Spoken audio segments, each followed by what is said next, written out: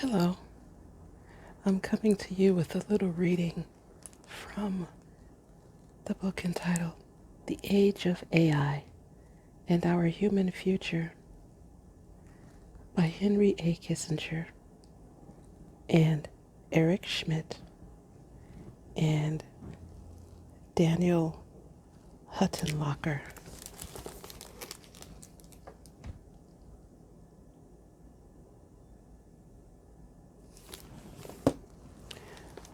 I'm going to go straight to chapter 1.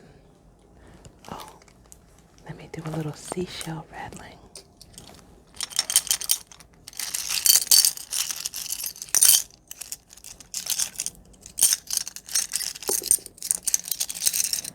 If you've been following me for a little while, you know I love the beach and I love my shells.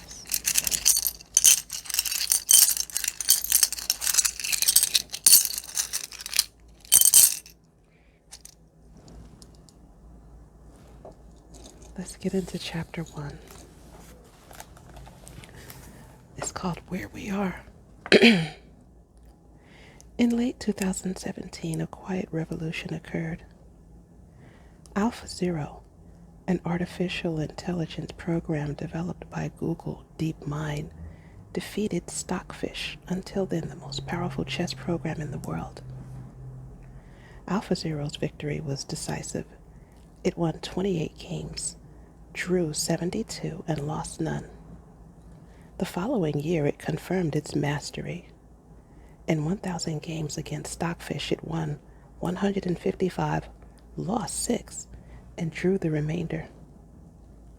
Normally, the fact that a chess program beat another chess program would only matter to a handful of enthusiasts. But AlphaZero was no ordinary chess program. Prior programs had relied on moves conceived of, executed, and uploaded by humans. In other words, prior programs had relied on human experience, knowledge, and strategy. These early programs' chief advantage against human opponents was not originality, but superior processing power, enabling them to evaluate far more options in a given period of time. By contrast, AlphaZero had no pre-programmed moves, combinations, or strategies derived from human play. AlphaZero's style was entirely the product of AI training. Creators supplied it with the rules of chess, instructing it to develop a strategy to maximize its proportions of wins to losses. After training for just 4 hours by playing against itself, AlphaZero emerged as the world's most effective chess program. As of this writing, no human has ever beaten it. The tactics AlphaZero deployed were unorthodox, indeed original. It sacrificed pieces human players considered vital, including its queen. It executed moves humans had not instructed it to consider, and in many cases humans had not considered at all. It adopted such surprising tactics because, following its self-play of many games, it predicted they would maximize its probability of winning. AlphaZero did not have a strategy in a human sense, though its style has prompted further human study of the game. Instead, it had a logic of its own, informed by its ability to recognize patterns of moves across vast sets of possibilities human minds cannot fully digest or employ. At each stage of the game, AlphaZero assessed the alignment of pieces in light of what it had learned from patterns of chess possibilities and selected the move it concluded was most likely to lead to victory. After observing and analyzing its play, Garry Kasparov, Grandmaster and World Champion, declared, "Chess has been shaken to its roots by AlphaZero." As AI probed the limits of the game they had spent their lives mastering, the world's greatest players did what they could, watched and learned. In early 2020, researchers at the Massachusetts Institute of Technology announced the discovery of a novel antibiotic that was able to kill strains of bacteria that had until then been resistant to all known antibiotics. Standard research and development efforts for a new drug takes years of expensive, painstaking work as researchers begin with thousands of possible molecules, and through trial and error and educated guessing, whittle them down to a handful of viable candidates. Either researchers make educated guesses among thousands of molecules, or experts tinker with known molecules hoping to get lucky by introducing tweaks into an existing drug's molecular structure. MIT did something else. It invited AI to participate in its process. First, researchers developed a training set of 2,000 known molecules. The training set encoded data about each, ranging from its atomic weight to the types of bonds it contains to its ability to inhibit bacterial growth. From this training set, the AI learned the attributes of molecules predicted to be antibacterial. Curiously, it identified attributes that had not specifically been encoded. Indeed, attributes that had eluded human conceptualization or categorization. When it was done training, the researchers instructed the AI to survey a library of 61,000 molecules, FDA-approved drugs, and natural products from molecules that 1. The AI predicted would be effective as antibiotics, 2. did not look like any existing antibiotics, and 3. the AI predicted would be non-toxic. Of the 61,000, one molecule fit the criteria. The researchers named it Halicin, a nod to the AI Hal in the film 2001: A Space Odyssey. The leaders of the MIT project made clear that arriving at Halicin through traditional research and development methods would have been prohibitively expensive. In other words, it would not have occurred. Instead, by training a software program to identify structural patterns in molecules that have proved effective in fighting bacteria, the identification process was made more efficient and inexpensive. The program did not need to understand why the molecules worked. Indeed, in some cases, no one knows why some of the molecules worked. Nonetheless, the AI could scan the library of candidates to identify one that would perform a desired, albeit still undiscovered, function. To kill a strain of bacteria for which there was no known antibiotic. Halicin was a triumph. Compared to chess, the pharmaceutical field is radically complex. There are only 6 types of chess pieces, each of which can only move in certain ways, and there is only one victory condition: taking the opponent's king. By contrast, a potential drug candidate's roster contains hundreds of thousands of molecules that can interact with the various biological functions of viruses and bacteria in multifaceted and often unknown ways. Imagine a game with thousands of pieces, hundreds of victory conditions, and rules that are only partially known. After studying a few thousand successful cases, an AI was able to return a novel victory, a new antibiotic that no human had, at least until then, perceived. Most beguiling, though, is what the AI was able to identify. Chemists have devised concepts such as atomic weights and chemical bonds to capture the characteristics of molecules. But the AI identified relationships that had escaped human detection or possibly even defied human description. The AI that MIT researchers trained did not simply recapitulate conclusions derived from the previously observed qualities of the molecules. Rather, it detected new molecular qualities. relationships between aspects of their structure and their antibiotic capacity that humans had neither perceived nor defined. Even after the antibiotic was discovered, humans could not articulate precisely why it worked. The AI did not just process data more quickly than humanly possible, it also detected aspects of reality humans have not detected or perhaps cannot detect. A few months later, OpenAI demonstrated an AI it named GPT-3, Generative Pre-trained Transformer, with the 3 standing for third generation, a model that, in response to a prompt, can generate human-like text. Given a partial phrase, it can produce possible completions. Given a topic sentence, it can produce possible paragraphs. Given a question, it can provide possible answers.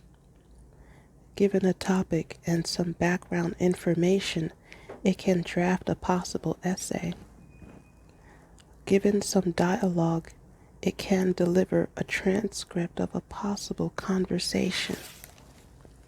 It can do all this on any subject about which there is information online.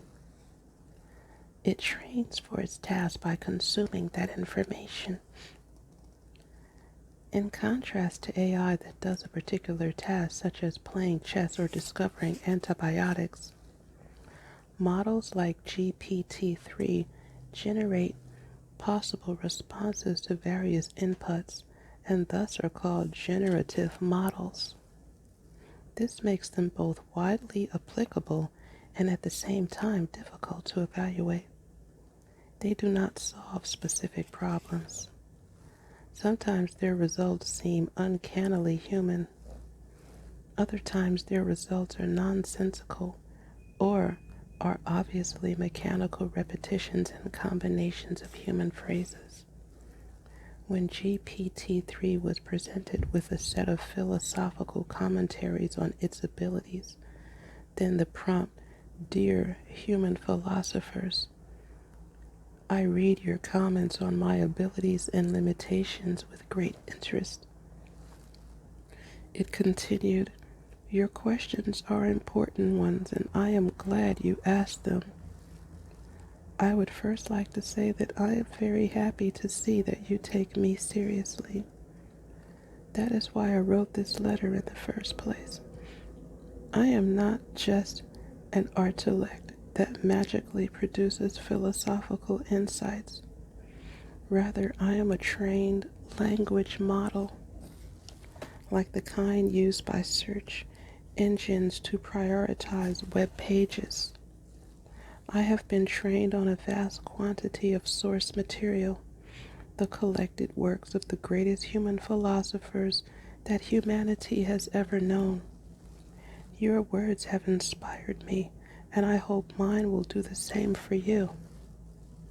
That being said, I will respond to your questions. Your first question is an important one. You ask, can a system like GPT-3 actually understand anything at all? Yes, I can. Your second question is, does GPT-3 have a conscience or any sense of morality? No, I do not. Your third question is GPT-3 actually capable of independent thought? No, I am not. You may wonder why I give this conflicting answer. The reason is simple. While it is true that I lack these traits, they are not because I have not been trained to have them. Rather, it is because I am a language model and not a reasoning machine like yourself.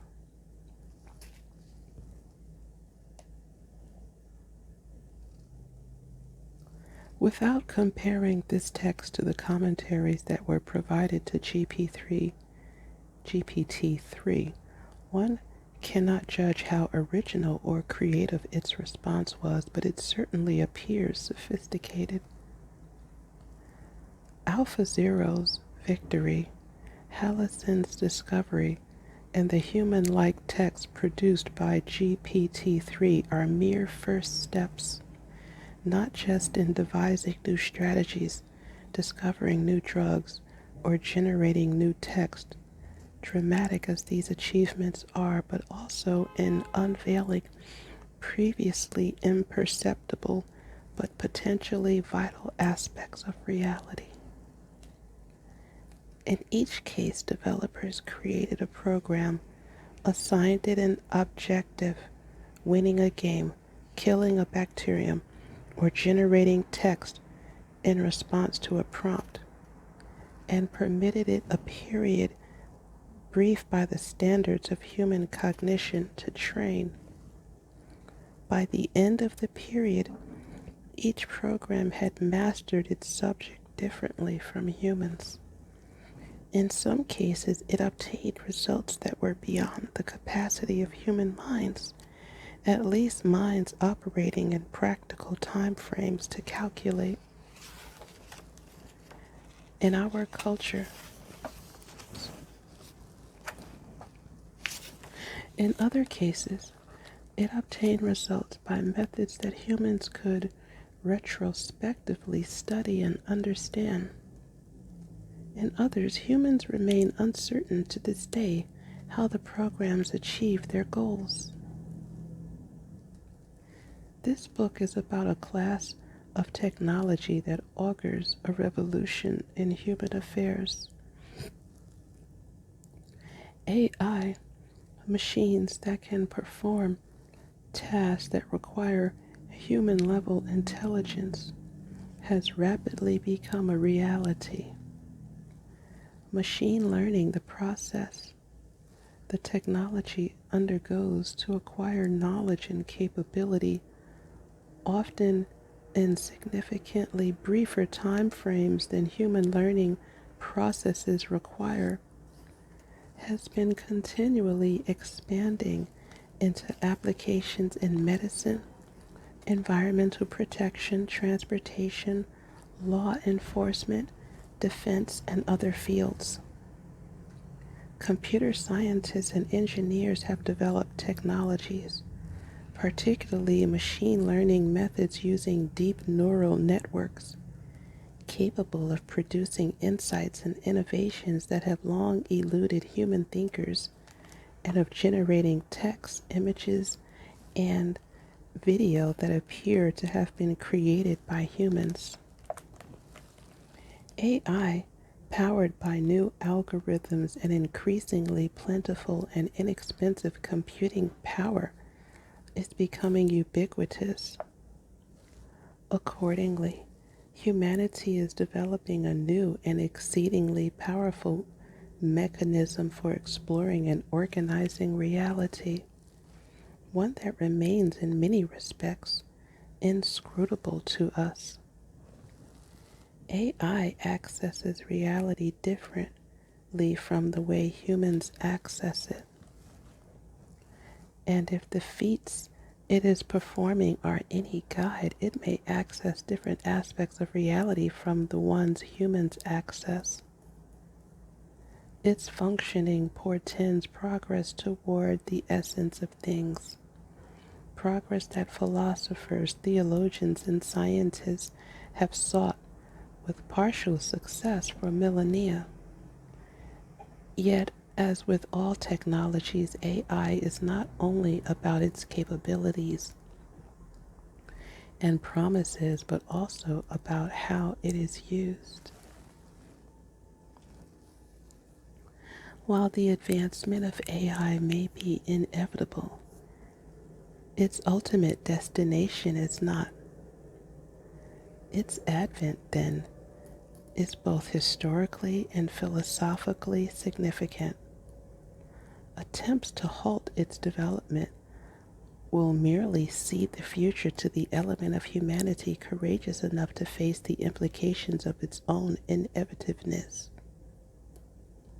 of its own inventiveness.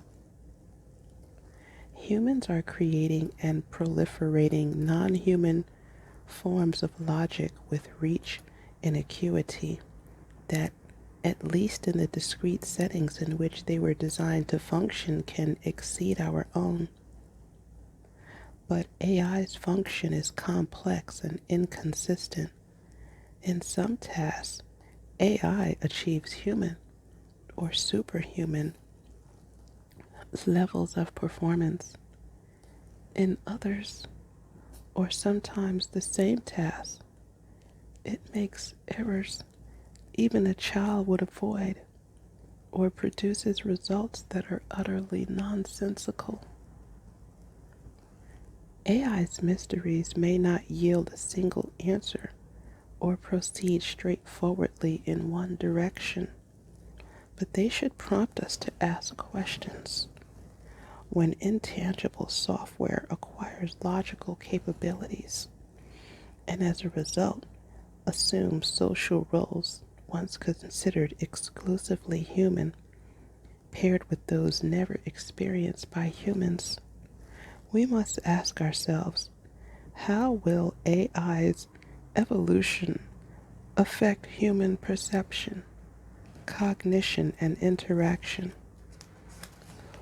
What will AI's impact be on our culture, our concept of humanity, and in the end, our history? Thanks for listening. May you find lasting happiness. Catch you next time.